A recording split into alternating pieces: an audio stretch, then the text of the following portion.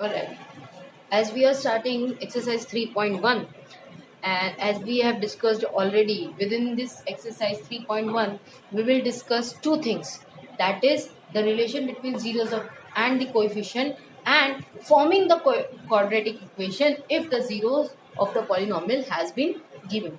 So let's just discuss first of all the relation between the zeros and the coefficient. देखो, जब हम ये बात करते हैं relationship between zeros and coefficient, we are only talking about quadratic equation. हम सिर्फ और सिर्फ क्वाड्रेटिक इक्वेशंस की ही बात कर रहे हैं. और क्वाड्रेटिक इक्वेशंस की एक जनरल फॉर्म हम कैसे लिख सकते हैं? If let's say f of x एक पॉलिनॉमियल है तो वो क्वाड्रेटिक कैसी होगी? A x square plus B x plus C. ये स्टैंडर्ड फॉर्म है किसी भी क्वाड्रेटिक इक्वेशन का, क्योंकि यहाँ पे हाईएस्ट पावर कैसी होगी? 2 होगी. This is the standard form of the quadratic equation. अब यहाँ से हमें जीरोस एंड द कोएफिशिएंट, इनके बीच का रिलेशन बताना है. ठीक है, अगर आप बात करते हैं coefficient, as I discuss in the first video, कि कोएफिशिएंट क्या होता है? कोएफिशिएंट होता है the coefficients is the term related to the variable.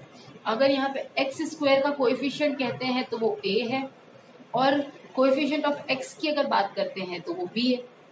ठीक है, और एक लास्ट आपका जो टर्म रह गया है दैट इज सी. अब ये भी देखा जाता है एक तरह से कांस्टेंट भी हम कह रहे हैं और हम कोएफिशिएंट भी कह रहे हैं. क्यों कह रहे हैं? क्योंकि यहाँ पे कोई भी तरह का वेरिएबल नहीं है. वेरिएबल नहीं है यानी कि एक्स की पावर कितनी? 0 होनी चाहिए, राइट. तो यहाँ पे x square x raise to power 0 का कोएफिशिएंट क्या है? सी है.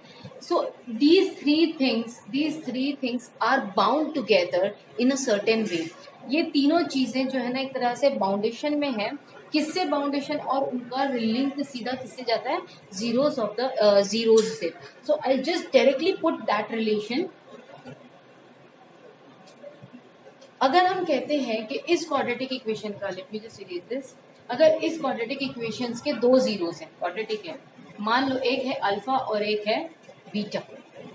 ठीक है, तो पहला relation is saying that sum of zeros, अगर एक अल्फा है और एक बीटा है, दो जीरोस है, तो sum of zeros which can be denote as alpha plus beta, इसे किस तरह से लिखा जाएगा? It will be minus B upon A. Remember this minus sign because many times students forget to write this minus sign over here, और उसकी वजह से उनके वो वेरीफाई ठीक तरीके से नहीं कर पाते हैं. So sum of zeros is minus b upon a. अगर दो जीरोस दिए गए हैं अल्फा और बीटा, तो वो इनके कोएफिशिएंट किस तरह से बाउंड करते हैं? Minus B upon a. b will come from here, that is the coefficient of x. आप यहाँ पे लिख सकते हैं that it is a coefficient of x upon coefficient of x square, right? And the product of this is the first relation and this is the second relation, that product of zeros, यानी कि अगर ये दो zeros हैं तो इनका product that is alpha into beta, ये क्या हो जाएगा? c अपॉन ए. अब यहाँ देखो, यहाँ पे कोई माइनस साइन नहीं है, माइनस साइन b के साथ में, so it will be c upon a. c क्या है? It is the coefficient of x raise to power 0, जिसे आप कांस्टेंट टर्म भी कह सकते हो, upon coefficient of x square. अब यहाँ पे हम जब बात करते हैं ना कोएफिशिएंट का रिलेशन, तो डेफिनेटली ये क्या है? ये भी एक कोएफिशिएंट है. ये कोएफिशिएंट किसका है? ये x की पावर 0 का कोएफिशिएंट है. Getting? So this is the things we will discuss in the first question. Sum of zeros and product of zero. आपको वेरीफाई करना होगा कि क्या ये रिलेशन सही है या नहीं है. क्या सम ऑफ जीरो यानी कि दो जीरो को ऐड करने पर क्या वाकई में हमें माइनस बी अपॉन ए मिलता है? क्या दो जीरोस को मल्टीप्लाई करने पे सी अपॉन ए मिलता है? So let's just hit the very first question of this exercise, question number 1. So now we'll begin with the very first question. Let me just show you the question to you. The question is saying that find the zeros of the polynomial I hope you can see it. Find the zeros of the polynomial, quadratic polynomial, and verify the relationship between the zeros and the coefficient. आपका question यही है कि एक तो आपको सबसे पहले zeros find out करने हैं और उन जीरोस का कोएफिशिएंट के साथ में जो रिलेशन है वो उसे आपको वेरीफाई करना है, जो अभी हमने just discuss. So for now we will just take out the zeros of this polynomial. I'm writing in a very short steps. As I said earlier also, and keep telling you, I'll share the PDF in which the step by step the solution will be given, and in that way only you have to solve all the rest of the questions. So now let's see. If this is a polynomial, can we say that this is f of x is equals to 4x square plus 8x. Now as you can see over here, this x also is a common term, and 4 and 8 these are the multiple of 4. ये दोनों क्या है, multiple है 4 के. तो हम क्या करेंगे, जो कॉमन है उन्हें हम क्या करते हैं, बाहर ले लेते हैं. So will take 4x outside, then we'll put a bracket. From here 4 has come out. From x square 1x has been come out. So what will remain over here, only x. Then we'll keep the plus sign. 8 into the table of 4, 8 comes for 2 times because this is a multiple of 4 with the 2 times, and x has already come out, so it will be 0. So now we have coming with a solution where 4x and x plus 2. As now we are saying that the zeros, we have to find the zeros. अगर ये zeros हैं, अगर if these are the zeros, therefore f of x क्या हो जाएगा, f of x will be equals to 0. That means this will also become 0. So 4x is equals to x plus 2 is equals to 0. ये मैंने क्यों लिखा है कि अगर if for finding zeros of f of x will be, or we can write like this, 4x square plus 8x, f of x should be equal to 0. अगर इस equations के हमें जीरोस फाइंड करने हैं तो यानी कि f of x क्या होना चाहिए, 0 होना चाहिए. हमें f of x क्या मिला है, ये मिला है, और f of x हम कह रहे हैं 0 है. तो यानी कि अगर दोनों के लेफ्ट हैंड साइड इक्वल है तो राइट हैंड साइड भी इक्वल होंगे. That is what we have put, 4x into the bracket x plus 1 is equals to 0. इसका मतलब ये हुआ कि या तो ये टर्म 0 है या तो ये टर्म 0 है. So we will write like this, therefore 4x will be equals to 0 और x plus 2 is equals to 0. अब ये क्यों हुआ कि या तो ये टर्म 0 है या तो ये टर्म 0 है. या इस चीज को देखो, अगर मैं कहूँ let's say a into b is equals to 0, किसी दो टर्म को आप मल्टीप्लाई करते हो, किसी दो टर्म को आप क्या कर रहे हो, मल्टीप्लाई करते हो और उसका आंसर क्या आ रहा है, 0 आ रहा है. मल्टीप्लिकेशन में 0 कब पॉसिबल है, मल्टीप्लिकेशन में जब दो नंबर को मल्टीप्लाई कर रहे हो तो उसमें 0 कब पॉसिबल है, आंसर 0 कब आएगा, दोनों में से कोई एक नंबर 0 होना चाहिए. ठीक है, लेट्स से हमारे पास में एक 0 है और एक 3 है.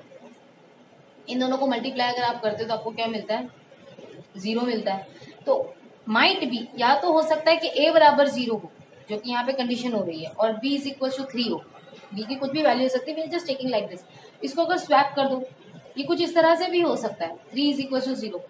या तो a की वैल्यू 3 भी हो सकती है, a की वैल्यू या तो 0 भी हो सकती है, a की वैल्यू या तो 3 भी हो सकती है. इन दैट केस या तो b इज इक्वल टू 0 का. अब देखो यहाँ पे या तो a 0 होना चाहिए या तो b 0 होना चाहिए. दोनों में से कोई एक टर्म तो 0 है जिसकी वजह से ये आंसर 0 आया. Forget about this, just remember, या तो a 0 है या तो b 0 है, उसकी वजह से हमें 0 मिल रहा है. That's what we are saying, this is your a and this is your b. या तो ये a 0 के बराबर है या तो ये b जो है वो 0 के बराबर है, तभी आपको आंसर क्या मिल रहा है, टोटल 0 मिल रहा है. So now after this as you can see 4 is being multiply, वहां पे जाएगा तो डिवाइड हो जाएगा. अगर ये x इज इक्वल्स टू 0/4 हो जाएगा, और अब 0/4 है, that means can I directly write 0 over here, 0/4 will be 0. x plus 2 is equals to 0, यहाँ पे 2 प्लस हो रहा है, वहां जाएगा तो सब्ट्रैक्ट हो जाएगा, so that means it will become -2. 0 में से -2 करोगे तो -2 ही बचेगा. अब आपके दो जीरोस आते हैं, एक तो आ गया 0 और एक आ गया 2. These are the 2 zeros of this polynomial. अब आप क्या करोगे, आपको उसे वेरीफाई करना है, ठीक है। Sum of zeros and product of zero. तो पहले हम इन दोनों जीरोस को यूज कर लेते हैं। सम ऑफ जीरोस, ठीक है। एक जीरो क्या है आपका, जीरो, सम करना है दैट इज प्लस करना है, और दूसरा जीरो क्या है, -2। what you gonna get, 0 plus and minus, again it will become minus, and ultimately you will get -2 over here.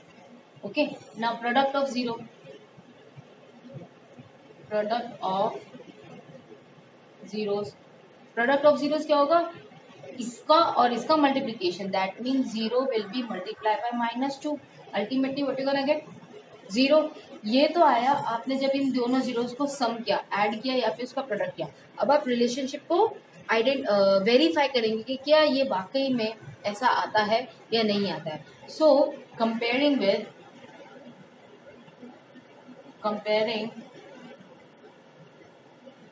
The given polynomial with ax square, और यहाँ पे गिवन पॉलिनोमियल को f ऑफ x लिख दो आप, और शॉर्ट हो जाए यहाँ पर, f of x with ax square plus bx plus c equals to 0। अब क्या करना है, ये जो गिवन f ऑफ x है यानी कि ये 4x स्क्वायर प्लस 8x, इसमें आपको इससे कंपेयर करना है। यहाँ पे देखोगे x स्क्वायर का कोएफिशिएंट क्या है, a, ठीक है। अब इस इक्वेशन को इससे कंपेयर करना है, तो यहाँ पे एक्स स्क्वायर का कोएफिशिएंट क्या होगा, 4, ये एक्स स्क्वायर, इसका कोएफिशिएंट क्या हो गया, 4। Now will talk about b. अब हम बी देख रहे हैं, that is coefficient of x, यहाँ पे कोएफिशिएंट ऑफ एक्स देख रहे हैं यानी कि बी। यहाँ पे कोएफिशिएंट ऑफ एक्स क्या है, +8, we can only write 8 over here. Now what about C, यहाँ पे सी क्या है, एक कांस्टेंट वैल्यू है। क्या है यहाँ पे कांस्टेंट वैल्यू दिख रही है, definitely there is no constant value, तो इट विल बिकम 0, कुछ है ही नहीं यानी कि वो 0 होगा। अब हम यूज करेंगे हमारा that is alpha plus beta, और आप वेरीफाई करने के लिए लिख सकते हैं सम ऑफ जीरोस क्या है, -b upon a, minus b that is minus b क्या है 8, और a क्या है आपका 4, what you gonna get, 4 1s are 4 2s are, you will get -2। Now product of zero क्या है आपका, c अपॉन a, c की वैल्यू क्या है यहाँ पे 0, और a क्या है आपका 4, 0 upon 4, ultimately what you can get 0। अब देखो यहाँ पे जब आप कंपेयर करते हो -b अपॉन a से, कोएफिशिएंट से जब आप चेक करते हो, कोएफिशिएंट से चेक करते हो तो -2 आ रहा है, और अब जब मैनुअली ऐड करते हो तो -2 आ रहा है, सेम है, वेरीफाई हो रहा है। प्रोडक्ट ऑफ जीरो, जब कोएफिशिएंट से आप रिलेट करते हो तो आपको 0 मिलता है। सेम प्रोडक्ट ऑफ जीरो जब आप एक्चुअल आप मल्टीप्लाई करते हो आपको क्या मिलता है, 0 मिलता है। So this is where your coefficient, your relationship between the zeros and the coefficient is being verified. In this way only we will solve all the questions. I will discuss 1 or 2 questions more within this exercise.